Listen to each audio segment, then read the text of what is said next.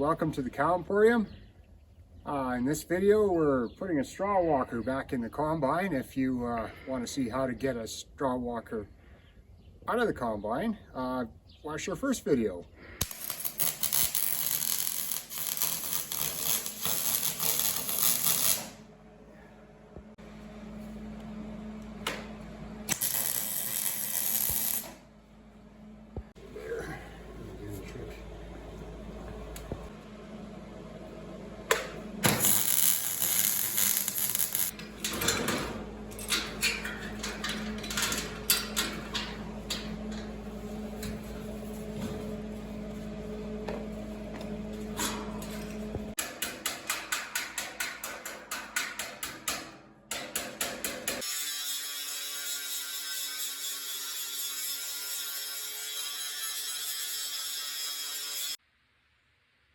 These are new bearing blocks for the straw walker. They clip on either side of the crankshaft. They're kind of a oily, waxy, impregnated wood. So you put them on there and then you shim them so that there's about 10/1000ths of an inch of play, ideally. You don't want them flopping, but you don't want them tight. And then, yeah. So they're hard to find. Anyways, here's the A&I Products, Agricultural and Industrial. These were provided to me from the parts place that I got the used parts from. They had these new walker bearings that they shipped with them. And the instructions say to stick them on and shim them so you got just a little bit of play, and put a little tiny bit of oil on the crankshaft and the block, and torque them down to, once you got your clearance figured out, torque them down to, I think it said 17 foot-pounds. Not very much anyways, just a little bit. And these ones have lock nuts on them. So when I'm figuring out my clearance, I just use a regular bolt. And then a regular nut. And after I get done figuring out my clearance, I take the regular nuts off and torque them down with the lock nuts, because the lock nuts, after they're used once, they don't stay tight as good. And you don't want one of these coming apart inside the combine, because it makes a big mess. So when we took the straw walker out, we came out the top, but it was quite the beast to get out the top. I'm going to try and install this new one from the bottom.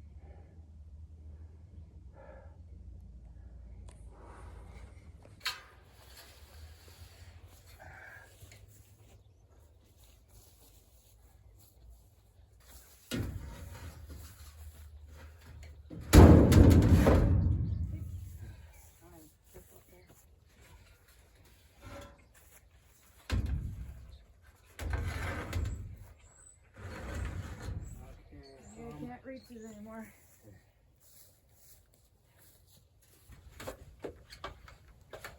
How are you? Are you okay? Because if we could lift it just a little bit, and I could get this fed in there maybe, I don't know. Are you okay? You got the weight? Yeah. Okay, we need to, I don't think we can lift it. Okay, I'm going to flip it over. I'm going to flip it towards the little machine shed. Oh, I don't know if that's going to work. It's straight. I'm going to go back towards you. Let's slide it towards you a little bit. like off the...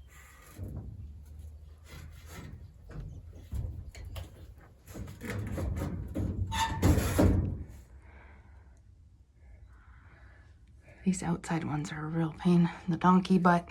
I can maybe, if I bring it back a bit, I can maybe turn it and it'll slide better. So we're gonna do that. So we're really stalled here. Glenn's gonna take this flapper off. That thing that's right there. He's never had it off, but we just can't get the straw walker in. If we took the chopper off the back, we probably could, but it's such a pain to line up. You need the tractor to get it on and off, and not easy. Here it gets so full it won't go with the chopper. That triggers a sensor that tells you your combine's plugged. The little flappy thing you just took off? Yeah. Okay. All right, I'm gonna crawl off the combine. Okay. Okay. We got it. Got it in. Got it in. We just gotta place it now. Nothing's good. Some of this wasn't very YouTube friendly, so pretty close to having it lined up there. You can see that's it. All right, push back. Jeez. Pull it back. Push it up and push it down. Okay, stop. It's too far. That's it. Okay, perfect. That's where it's supposed to be. Yes, it is. Nice. Just thought I'd show you a view from the office this morning. We're inside the butt of the combine on the straw walkers. All that stuff that is on the ceiling is itchy, and everything on the floor is sharp. Hi, Nat. I think we're done back here, I hope. Yeah.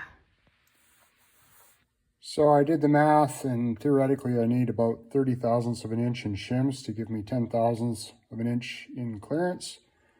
So my thicker shims were too thick and my thinner shims were just a little bit not thick enough. So I found some fairly thick cardstock and made a couple, and theoretically that should work.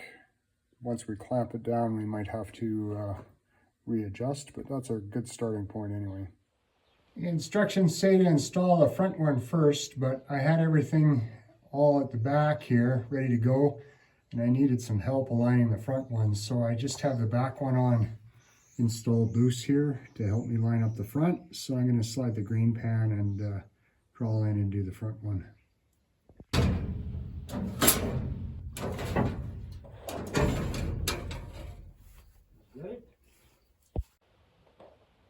I'm happy with where I'm at now. I got the new block on the straw walker, and there was a couple, one was a little tight and there's a couple that were a little loose. So you got to take them off and put a shim in and put it back together and tighten it down and see how it turns, and do it again. And if it only takes you an hour and 3 or 4 tries, you're doing pretty good on each block. So that's most of the day wasted just messing around with these, but I've got everything so it turns nice and easy by hand, and that's the very best I can do with it. So that'll have to be where it's at. Now it's time to put everything back together. I'd taken the belt off of the straw walker pulley so that I could turn it over by hand, so that's got to go back on first. Sometimes when you drop something in the combine, you need a really long magnet. I got the washer, don't worry about it, it's okay. The grain pan's hooked up now. And the tabs on these metal things are bent over so that the bolts don't come undone, or the nuts don't come off of the bolts. So we're in the home stretch now. I'll put the sieves back on and the tins in the back. Supper time, I think we'll go do that first. We're just putting the sieves back in. We got the first 2 in. Glenn's just bolting them in while they're easier to get at there. And then we got one more that goes in right here. And then we got a few more bits to put in. He said we'd be about an hour out here, so we'll see. We got her back together. So that was about a 2-day job. We did 2 half days and 1 full day, so 2 full days of doing that. Anyways, we'll fire it up on a not at 9 o'clock at night. Make sure it works. Not tonight though.